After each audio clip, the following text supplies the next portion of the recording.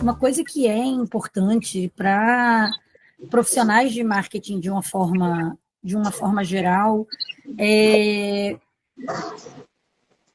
você...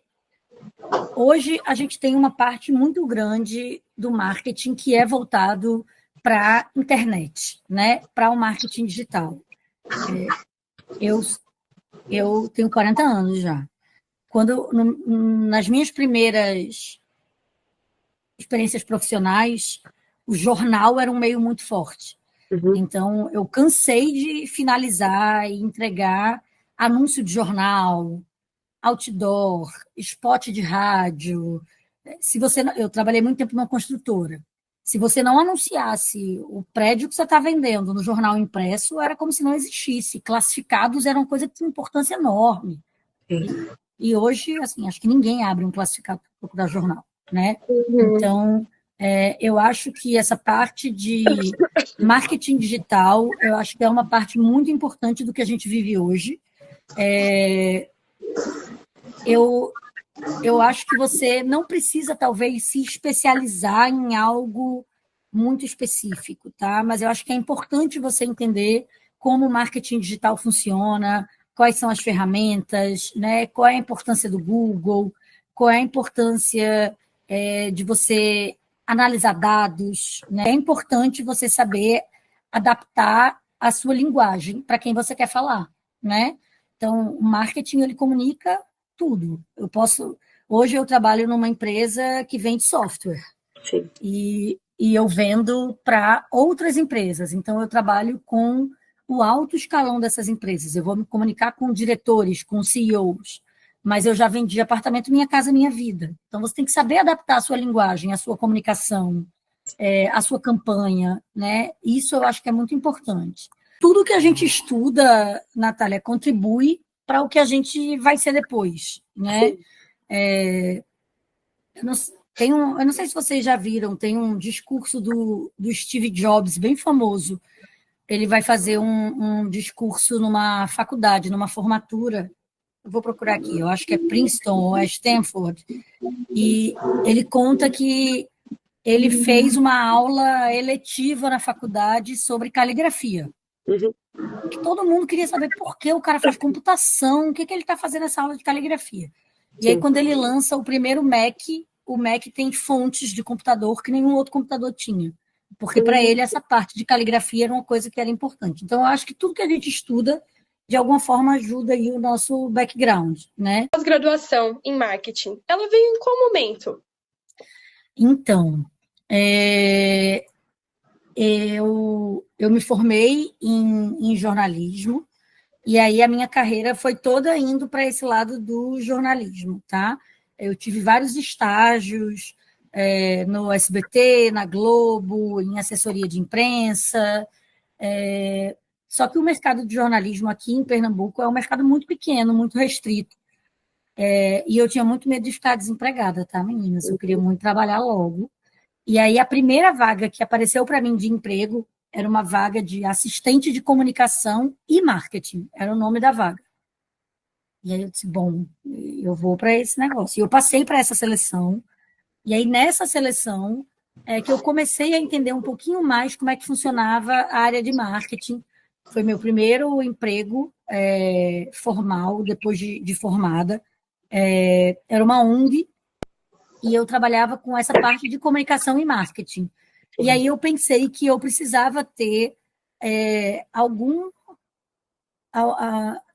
estudo maior ou algum background mesmo, mais nessa parte do marketing. E aí, assim, né, gente? Era muito tempo atrás. Eu tenho essa cara de baby, mas sei lá, quase 20 anos atrás. Hoje você tem uma infinidade de cursos online. Se fosse hoje, eu não sei se eu ia partir direto para uma pós-graduação. Hoje você tem muito curso que você pode fazer.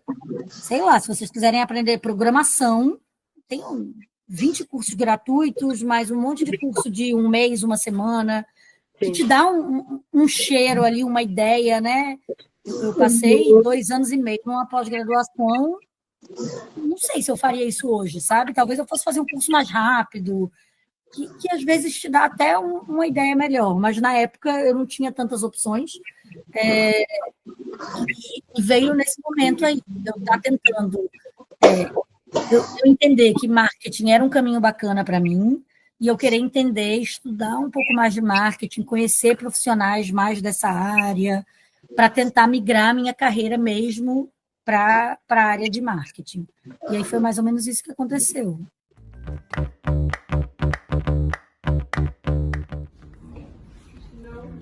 Como foi esse processo? Como foi o empreendedorismo? Eu fiz engenharia, sou engenheiro de elétrica e telecom,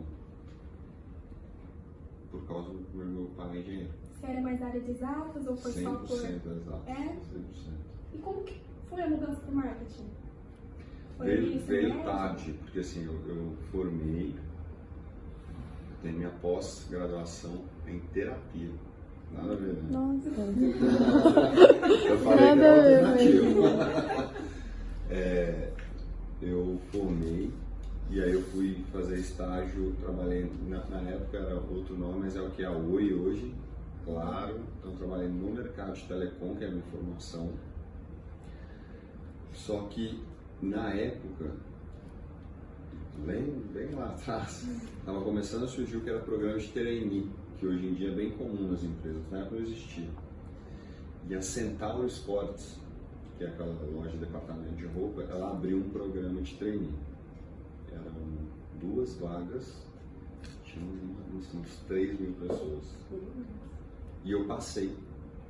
Aí eu falei, nossa, agora eu largo a minha carreira, porque assim, né? A promessa para um programa de trainee é assim, você vai entrar, você vai virar gerente, vai seguir carreira. Então meio que eu falei, vixe, não, vou ficar aqui no curso, demorar até, então eu enxerguei isso como uma oportunidade. Aí no momento que eu saí, eu fui para o mercado de esportes. E eu fiquei assim, surpreendentemente, 6 meses, porque a Red Bull me chamou na sequência. Eu vou fazer 15 anos de Red Bull agora. Eles me chamaram e aí eu falei, nossa, tudo bem que aqui eu posso virar alguém melhor, mas eu amo essa empresa e aí eu já fiz essa escadinha, foi muito rápido assim. Em 7 meses eu saí do mercado de telecom, virei e na hora que eu vi eu estava dentro da Red Bull. Só que eu não entrei na área de marketing, entrei na área comercial. E aí fiquei uns 4 anos na área comercial, enquanto eu sempre fui muito criativo, muito, desde pequeno. Quando eu estava na área comercial, eu fazia coisas criativas para resolver os problemas de vendas. E o diretor, na época, que chamava Gustavo Vasconcelos, ele virou e falou assim, cara, você não é de vendas, você é um cara de marketing. Aí eu fiquei com aquilo na cabeça, fiquei 1 ano e tudo, e aí surgiu uma vaga de especialista de marketing na época. Eu já era coordenador, então meio que eu tive que dar um passo meio que para baixo, lateral. Mas ele falou, cara, eu só vejo você. E aí foi que eu mudei, isso foi em 2013. Então foi bem diferente de uma formação em marketing, seguindo. Acho que tem muito estereótipo de criatividade, que eu concordo em partes. Existem áreas do marketing criativo, existem áreas não criativas. Para mim tem outras características que são mais importantes, principalmente a parte analítica. Se vocês estão estudando, vou recomendar um livro para vocês que chama How Brands Grow. Depois, se vocês quiserem, como as marcas crescem, acho que tem tradução em português também.